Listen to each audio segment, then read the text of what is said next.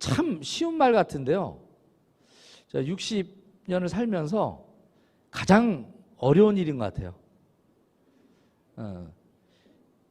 이 세상이 그렇게 아름답지가 않아요. 그러니까 이 인간은 그 세상의 환경에 지배받는 그 죄가 신과죄인가요? 뭐 그 영화에서 보면 그런 얘기를 해요. 세상에 나쁜 사람은 없는 것 같아요. 그 꼬마애가 이제 살인을 하거든요. 예? 죄를 짓게 되는 과정이. 근데 자기를 방어하기 위해서 살인을 하게 된단 말이에요. 결국 그 업보로 이제 계속 이제 돌고 돌아서 원수지간이 됐는데 그 얘기 하잖아요. 나쁜 사람은 없는 것 같아요. 나쁜 환경이 있을 뿐.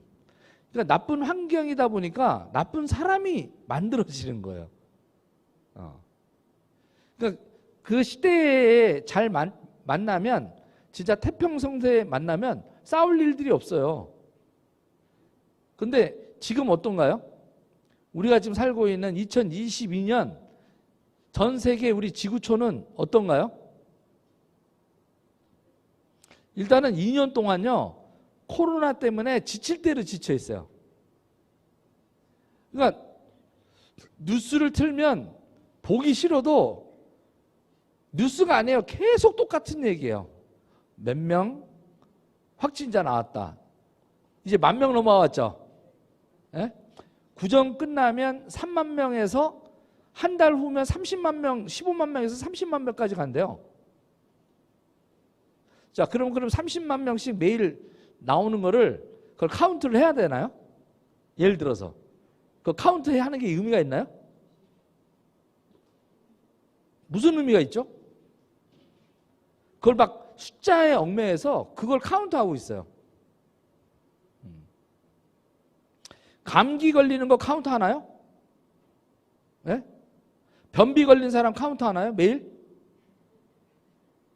변비 걸려서 아침에 화장실 못 가는 사람 카운트 해야 돼. 당뇨 걸리는 사람 다 카운트 해야 돼. 암 걸린 사람 매일 카운트를 해야 돼. 그러니까 그러니까 이렇게 조금만 생각해 보면 너무 웃긴 거예요. 네. 이미 의학계에서는요 예견을 했어요. 지금 오미크론은 마스크 써봤자 소용이 있다 없다? 거의 없다. 네? 그러니까 제일 나쁜 게 이제 공기 중에서 그냥 전염이 되는 거예요. 이게 접촉이 아니라 공기 중에 떠 있던 게 들어오는 거예요. 그러니까 누가 한 사람이 걸리면요 그쪽 집단은 그냥 싹 다 걸린다고 봐야 돼요. 근데 그게 치명적인 어떤 거냐 이거예요. 이미 아니다라고 지금 미국이다 영국이다 막 60만 70만 그때 이해가 안 갔어요. 60만 70만씩 막 하루에 하잖아요. 그래서 중증으로 가는 것들을 예방하는 차원, 그리고 걸렸으면 5일 이내에 처방약을 먹으면 되는 거예요 이제. 그죠?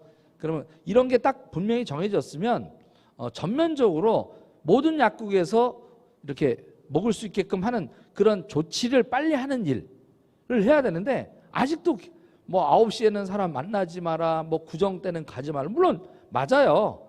예. 불필요하게 접촉할 필요는 없죠. 예? 일부러. 특히 나이 드신 분들 같은 경우 나는 괜찮지만 가가지고 잘못 옮기면 나이 드신 우리 부모님이 돌아가시잖아요. 그러니까 그런 것들은 가급적인 어떻게 우리가 해야 되지만 일상 돌아가는 것까지 계속 막다가는 지금 어떤 결과가 나온다? 경제 붕괴가 나온다. 지금 그 조짐이 나오고 있고 제가 지난주에 그 부동산 그 얘기도 했었죠. 그리고 전체적으로 이제 주식도 이제 폭락한다고 그랬죠.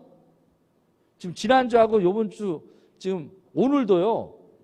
마의 지지선이 1차 지지선이 2,800선이었어요. 네? 그게 지난주에 무너졌잖아요. 오늘 진짜 마의 2,600선이 지금 무너지고 있어요. 지금 이게 어디까지 갈 거냐 봤을 때 아마 종합주가지수가 2,200까지 떨어질 거로 보고 있어요. 그러면 2200까지 떨어지면 3200까지 작년에 거품으로 막 펌프질 해가지고 뭐 할 거 없으니까 자꾸 돈으로 돈 놓고 했잖아요. 실질적인 주가는 미래 내재 가치의 평가를 받아서 주식을 투자를 하는 거지 않습니까? 미래에 이러이러는 가치가 있으니까 이렇게 저평가되어 있는 거를 투자해 가지고 미래를 갖다가 하는 거예요. 예? 수익을 많이 내겠다. 근데 최근 코로나 2년 동안에는 어떻습니까? 실적하고 상관없어. 묻지 마요, 그냥. 예? 부동산이 오를 이유가 없어요. 그냥 투기 심리예요. 유동성 때문에 돈이 어디 갈 데가 없으니까 저금리다 보니까, 그죠? 돈 빌리기 쉽고 저금리니까 은행에 넣을 필요가 없고, 이 돈이 그냥 유동자금이 3,000조가 돌면서 이 꾼들 이슈를 가지고 GTX 뭐 5년 8년 후에 10년 있다가 해야 될 그 아이템 하나 놓고 안양평촌서부터 의왕 뭐 저기 군포서부터 그저 시흥까지 그냥 펌프질을 해가지고 33평짜리가 4억이었다고요. 3년 전에. 예? 그걸 11억 5천 12억까지 올려놨어요. 이게 정상입니까? 다 같이 죽자라는 거죠. 그런 것들을 진작에 막을 수 있었어요. 정부에서 정말 냉철하게 진짜 그거를 잡겠다고 했으면, 엄한 짓 안 했으면 벌써 잡을 수 있었어요. 베이스는 아주 간단해요. 저금리니까 돈 빌리기 쉽고, 저금리니까 돈 빌리기 쉬운 거에서 이자 갚기가 쉬우니까 돈 남의 돈이니까 막 쓰는 거예요. 왜? 0.25니까 기준금리가. 그래 놓고 이제 어떻게? 물가 오르고 뭐 다 알아요. 저금리를 하게 되면 그것이 2년 3년 있다가 어떤 문제가 생기는지 경제학자나 이런 거 모를까요? 정부의 관료들이 모를까요? 밥만 먹고 그것만 데이터 분석을 하는데, 이게 국민을 우롱한 거예요. 살인을 직접 죽이는 것도 살인이지만요, 간접적으로 살인을 하는 거예요. 사지에 모는 겁니다. 지금 2030 영끌해가지고 했던 애들 연말에 진짜 사지에 물려서 죽습니다. 심각해요, 아주. 미국의 금리 3번만 올리면요, 그냥 우리 연말에 망해요. 그냥 끝나요, 끝나.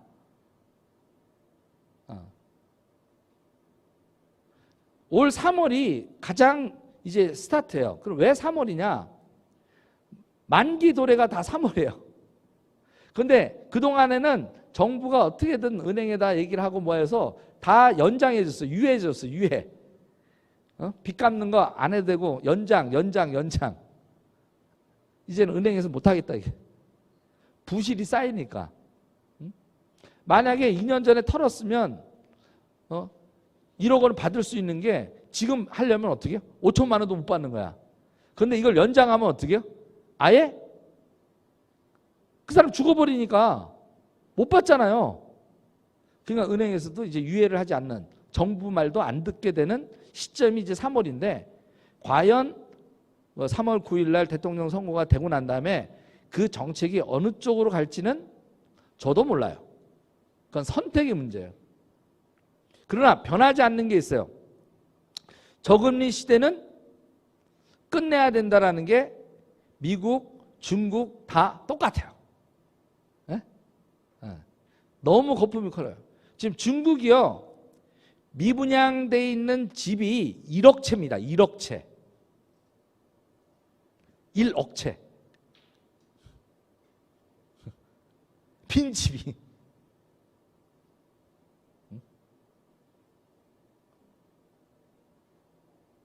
웃기지 않아요? 그런데도 어떻게 경제 성장을 올리기 위해서 계속 쳐요.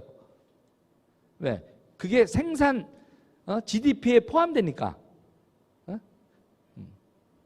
중국이 아마 올해 4%대로 떨어질 거예요. 굉장히 심각합니다. 그러니까 무슨 얘기냐면 아름다운 동행이 되려면 이 환경 자체가 그런 나를 악하게 만드는 요건이 적게 만들어져야 돼요. 예? 근데 세상은 다 바뀔 수가 없잖아요, 우리가. 그죠? 예? 한때는 대한민국을 제가 바꾸려고 하는 꿈도 꿔봤었어요. 잠시 망상을. 예. 그래서 대한민국을 혁신할 수 있는 10대 과제를 제 노트에서 벌써 30년 동안 예? 중점 과제가 있는데 그게 요즘 조금씩은 나오더라고. 공약으로. 예? 제가 30년 전에 써놨던 거예요.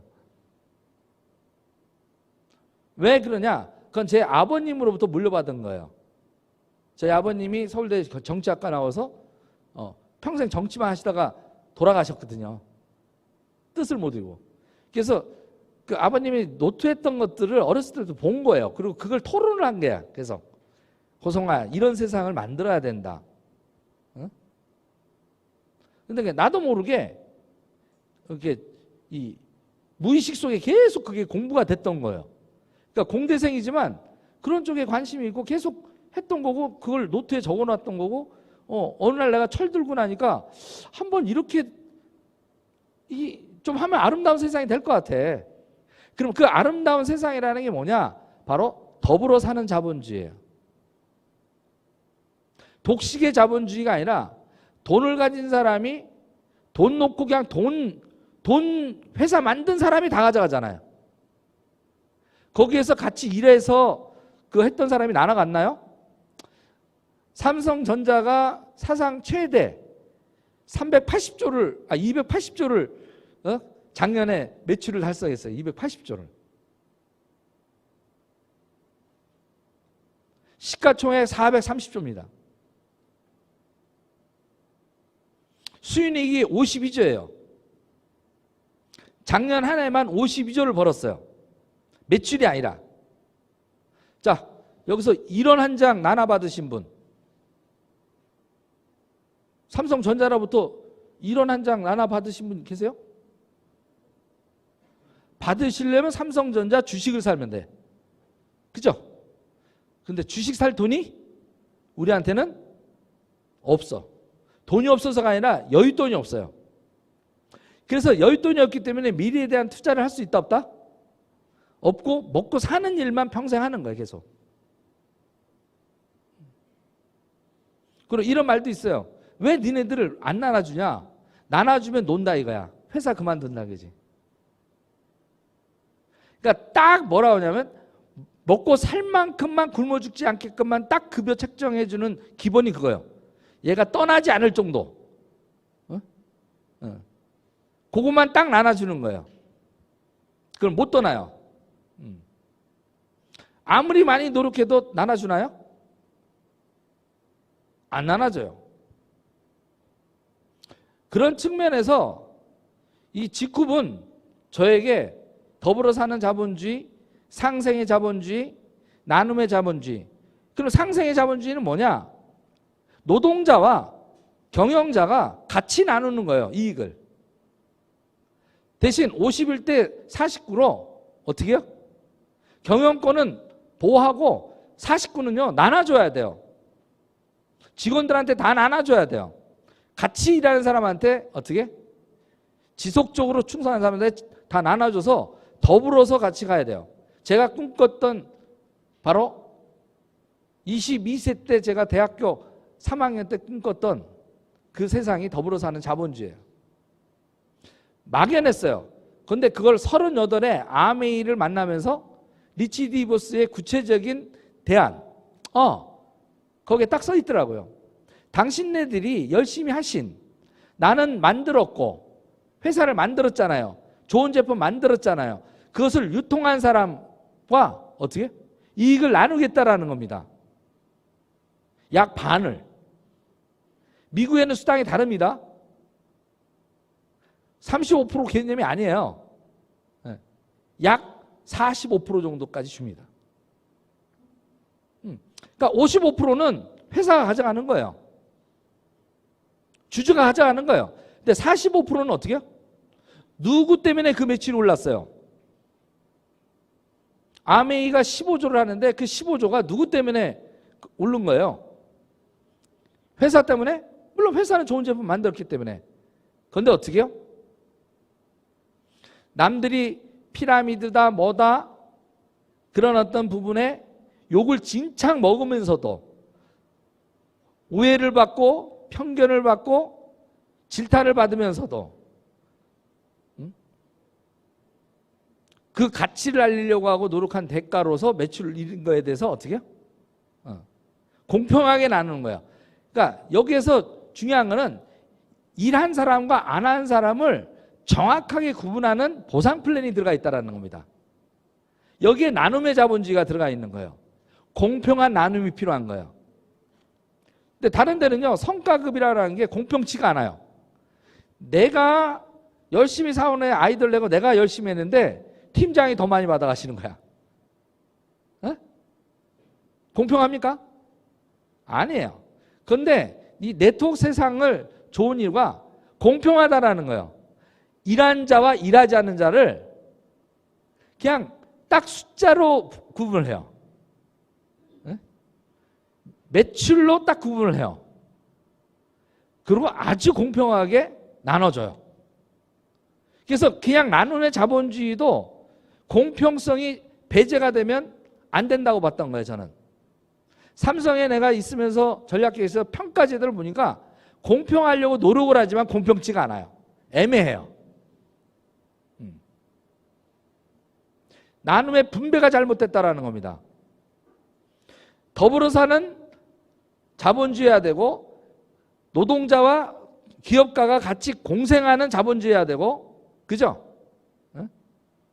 그 다음에 어떻게? 나눔이 공평해야 돼. 이 세 가지 조건을 만족한 회사를 평생 찾아다녔던 거예요.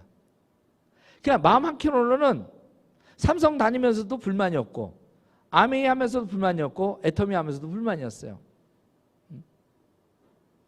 그러다가 드디어 어떻게? 58해야 돼서야 드디어 지코를 만난 거예요. 진짜 아름다운 기업.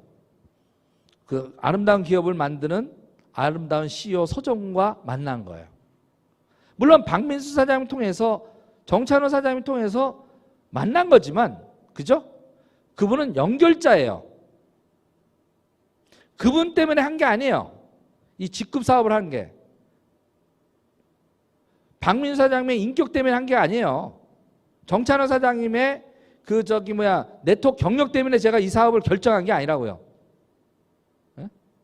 그건 과정이고 결과적으로 내 기준대가 돼 있던 것들의 그 세 가지, 더불어 사는 자본주의, 상생의 자본주의, 나눔의 자본주의,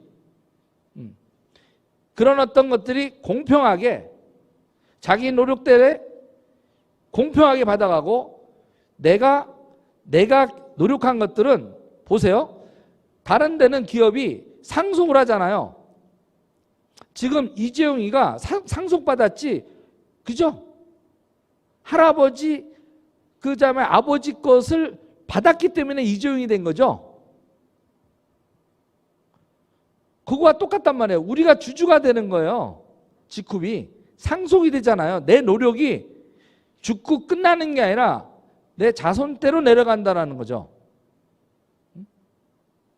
이런 가치를 가진 기업을 33년을 찾아 헤매다가 결국 만난 게 지쿱이고, 지쿱을 만났기 때문에 기존에 갖고 있던 기득권들을 다 포기할 수 있는 용기가 생겼던 거예요.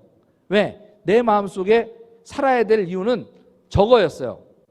아름다운 세상을 위한, 아름다운 세상을 만들기 위한 노력을 하다가 죽는 일, 그 아름다운 나를 만나는, 그걸 만나고 죽어야 되는 그것이 목표였다라는 겁니다.